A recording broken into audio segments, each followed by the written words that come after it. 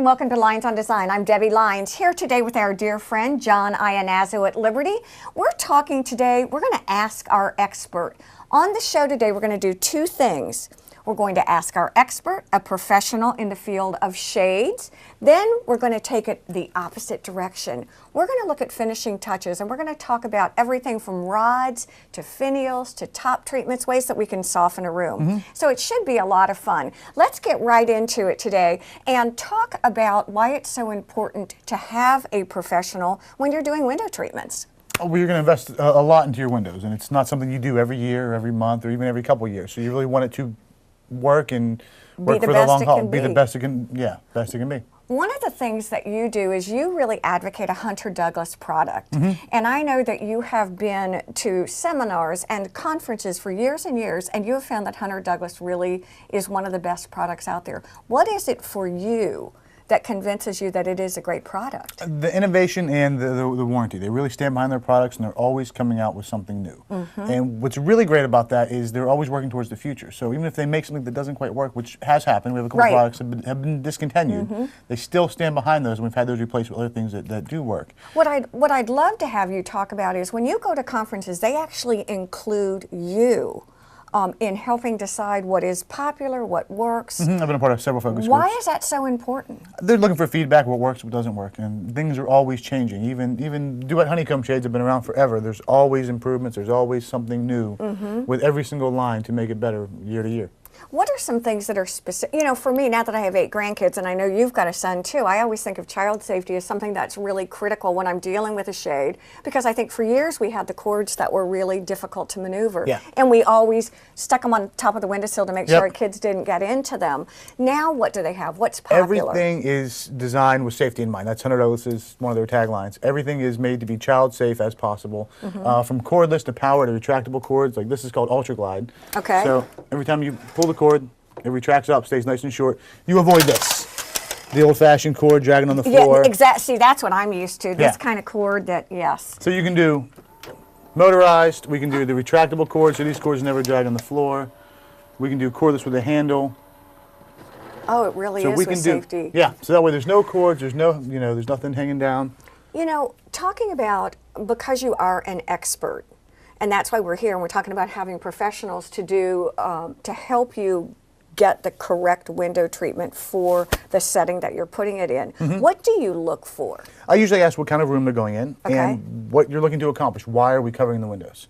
Some people want light and privacy, but they want it to be up more than it's down. So if that's the case, honeycomb shades work well because when they're down, you have coverage, you have privacy. We can do them room darkening. When they're up, they stack small, so you have your whole window open. If you're not going to, if you want something in between, if you have neighbors or you're on a golf course, we can do something like the silhouette. So really thinking about why you're covering your windows is important, because different things, do different things. It's kind of simple to say. Well, no, that's exactly right. You use different treatments to create different ambiances. And also, I know that we live here in the low country in the south, and heat is a real issue for us. Heat is a real issue, again, a lot of these are very good for insulating the windows. The honeycomb shades, again, back to those. And the vignette modern Roman shades are also good insulators. They will stop a lot of that really hot sun in the summer. From coming in. If you get the afternoon sun coming in, you can put these down and really shade the room. The screen shades work very well. See, I love these. These will sort you see out, but you can really cut that harsh sun. And again, how does it work if I am a client and I have no clue? How do you all do it? What do you work? Well, we go 2 ways. Sometimes we go out first and measure the windows and look at, then come into the store. Sometimes we have the people come into the store first. It really depends on what works best for everybody's schedule. I know, makes sense. Sometimes it's better to look at the different options first. If you really have no idea, that way we can go over all the options, look at all different samples, go over the different types of ways to raise and lower. Cordless shades are nice, but if your windows are 12 feet in the air and no one can reach them, cordless doesn't work very well. Well, that makes a lot of sense. John, why is it, I mean, I can get shades anywhere. Frankly, I can get them at any hardware store, I can get them at any big box store. Why go to someone who is a professional? Oh, because you can get shades anywhere, but you're making an investment in your windows, so you want them done right. You don't want to have to redo them in 3 years when you find out they don't work, or to find out they're the wrong kind of shade. If you want something that's going to be up and out of the way and nice and clean and stop a lot of heat, and you go with a wood blind that has a long cord and a ugly stack at the top, it's not really doing what you want it to do. And let me talk about windows for a second as far as an investment. What people don't realize is they'll design the exterior of their house, they'll buy fantastic furniture. When it comes time to do the window treatments, they're like, oh my goodness, I had no idea. It is an investment. It is something that when you do a window treatment, in my recommendation, you get the best you can get. Because most of the time, if you do a window treatment right, you're not going to be redoing it or renovating 12 it. years, yeah, you're good to go for a number of years. I know from a professional point of view, again, Hunter Douglas stands behind their product is what I'm trying to get at. Yeah, they have a lifetime limited warranty, and people ask all the time, whose lifetime? They wonder if it's mine or theirs.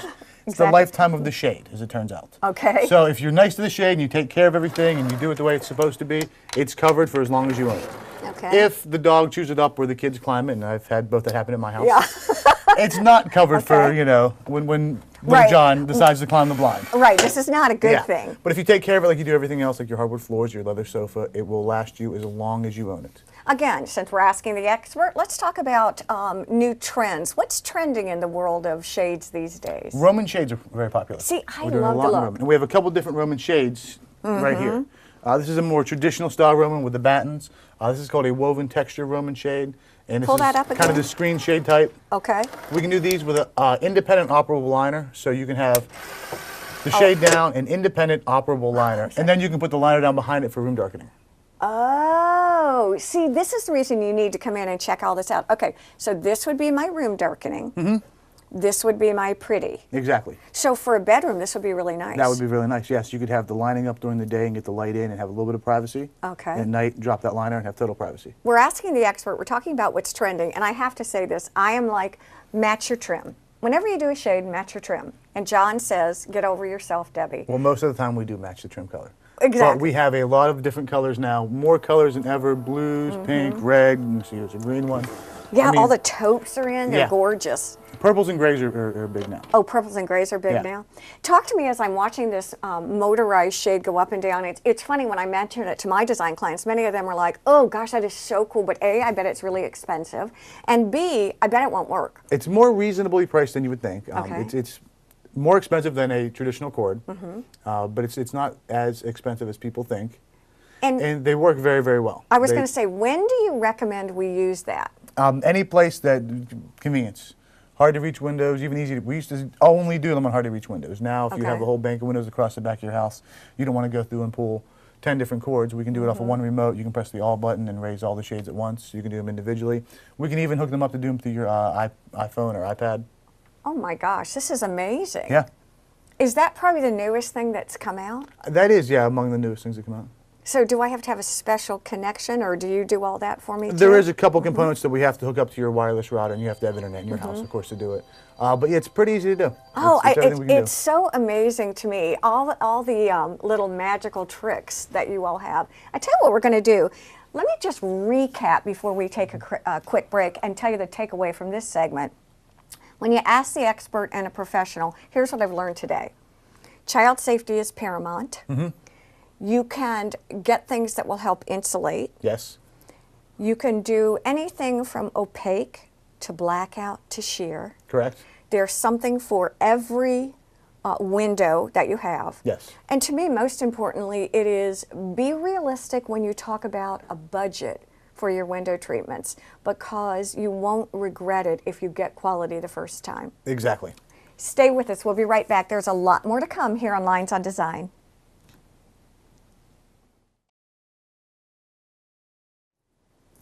Let's take just a minute and talk designer to viewer.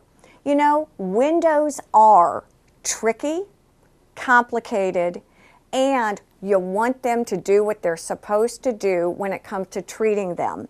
So that is number one, why we ask an expert and go to a professional. You will not regret it. When we talk about safety, imagine if you have children. Safety is a number one issue. Let's say as we get older and we don't necessarily have the strength or dexterity we did, it's going to be really important to be able to put those window treatments up and down or side to side. And third, one of the things that I really like to think about is when you sleep. Do you need blackout? Do you not? There are a lot of reasons that a professional can really make the difference between a good window treatment and a great one.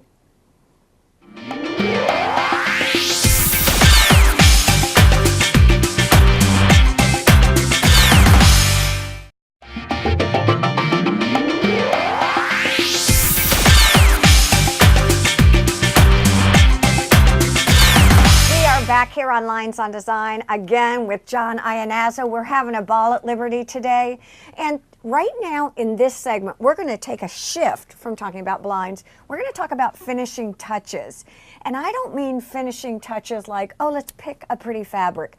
We're talking about the brain surgery of window treatments, and that is rods and finials and grommets and all of the things that it takes to make a perfect window treatment perfect. And it can be complicated. We were just laughing about that before.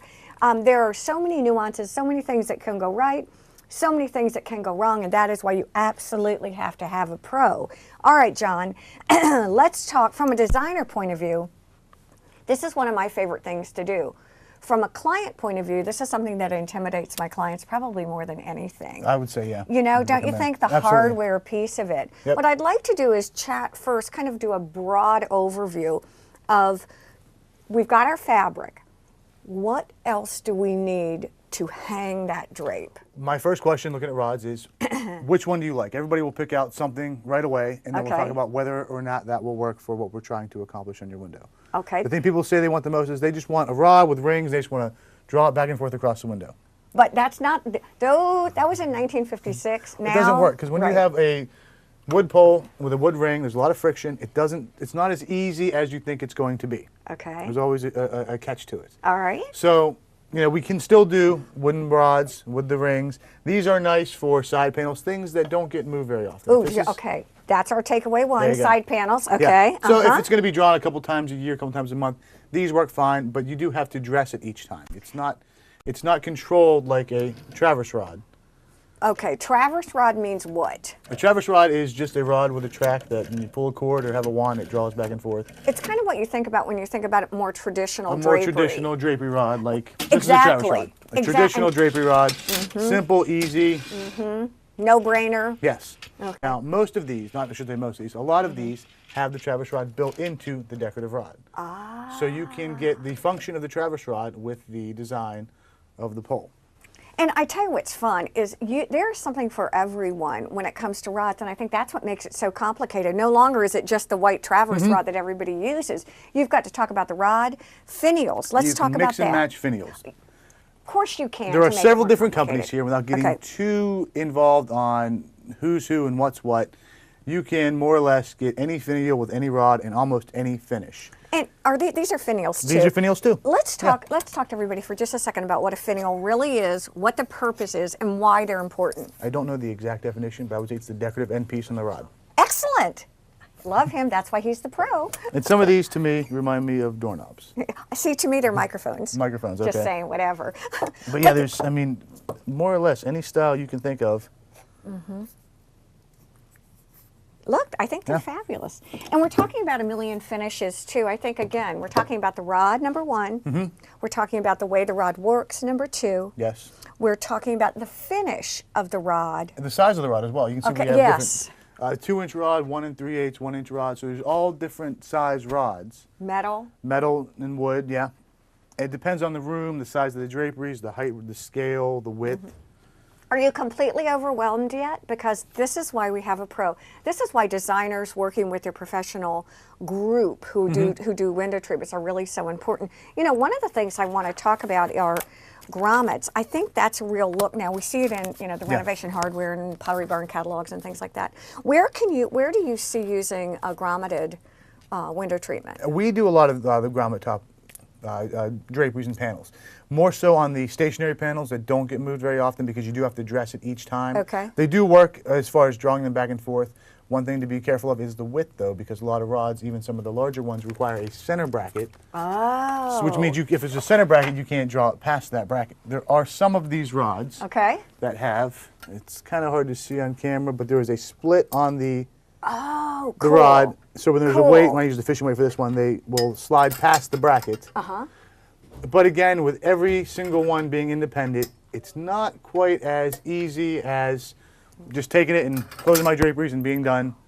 There's more to get hung up on. Well, and we were laughing, like we said before, this really is a neurosurgery of design in many ways. And windows are, like we said before in the first, they're tricky, they're complicated, and you want to get them right the first time, especially when you're doing something with fabric.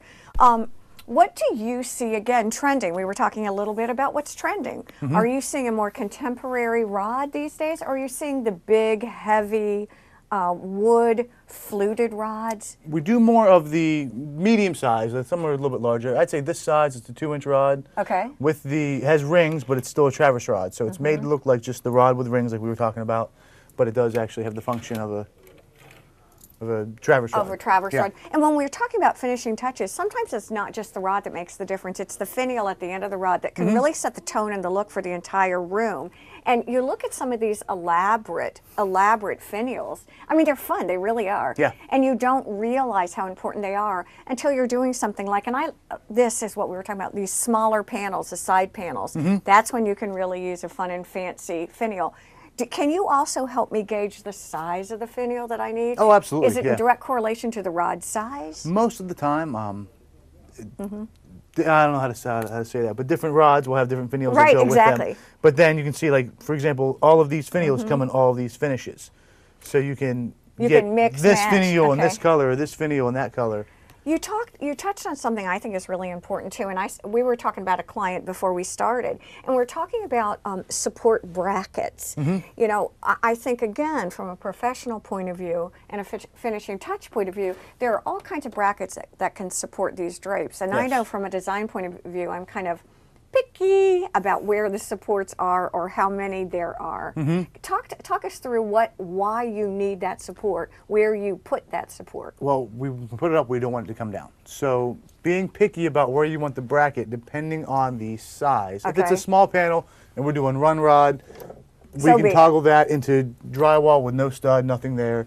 That's not a problem. But if it's 15 feet wide, 15 feet high, and it's a big traverse rod drapery, and you want it to move back and forth with a heavy blackout lining, we really need to make sure that's anchored into something solid. So we need to, when we're measuring and looking at everything, discuss where we're going to place the brackets. Because again, brackets like this, if you want to draw it back and forth, it won't go past.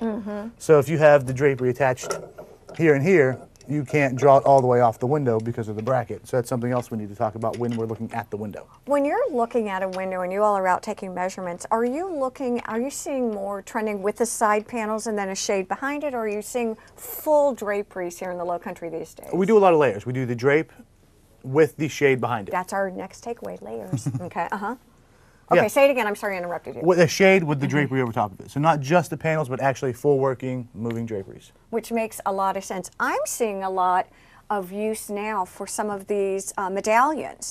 Talk to us a little bit about what a medallion is, does. It is exactly as you see. It is what it is. It is what it is.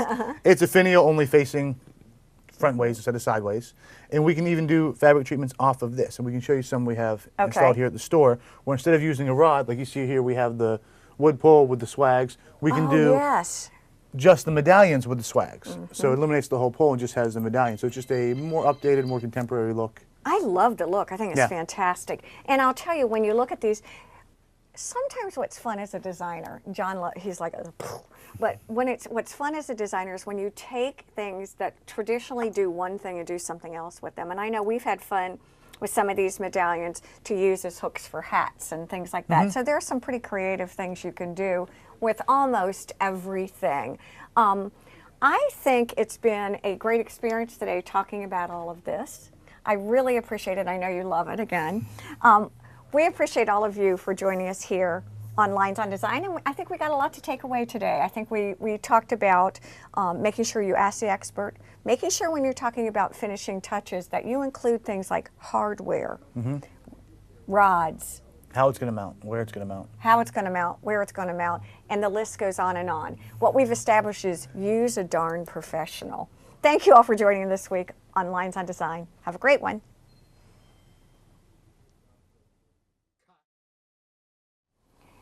Here's what I've learned after 35 years of being a designer.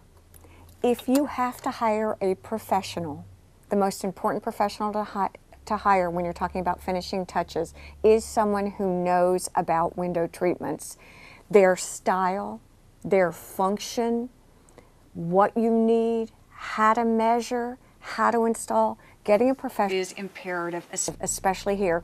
We talked about it before. It's almost like the neurosurgery of building a home or renovating a home. There are so many moving pieces when it comes to having a beautiful window treatment. And again, you want to do it once and you want to do it right. It's the most important thing. We're talking about finishes. We're talking about functional pieces. We're talking about rods. We're talking about fabrics. We're talking about finials. We're talking about medallions, and the list goes on and on. So my recommendation for all of you is this is the place you pick a pro.